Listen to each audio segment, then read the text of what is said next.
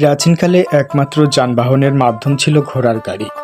ঘোড়ার গাড়ি প্রাচীনকালে খুবই জনপ্রিয় ছিল। আগের দিনে ডিজিটাল কোনো গাড়ি ছিল না।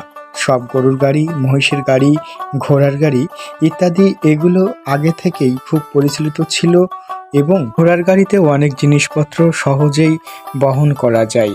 আগের যুগে যারা ব্যবসা বাণিজ্য করত তারা ঘোড়ার গাড়ি ব্যবহার করত, কারণ ঘোড়ার গাড়িতে করে মাল সহজেই স্থানান্তর সহ অল্প খরচে যাতায়াত ব্যবস্থা ভালো। আমাদের দেশে বর্তমানে ঘোড়ার গাড়ি খুব কম দেখা যায়।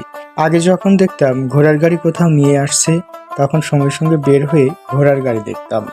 ঘোড়া একটি প্রাণী, ঘোড়ার অনেক শক্তি, ঘোড়া ঘাস, পানি ইত্যাদি এগুলো খেয়ে থাকে। কিন্তু বর্তমানে আধুনিকতার ছোঁয়ায় ঘোড়ার গাড়ি দিন দিন হারিয়ে যেতে বসেছে। আসুন সকলে ঐক্যবদ্ধভাবে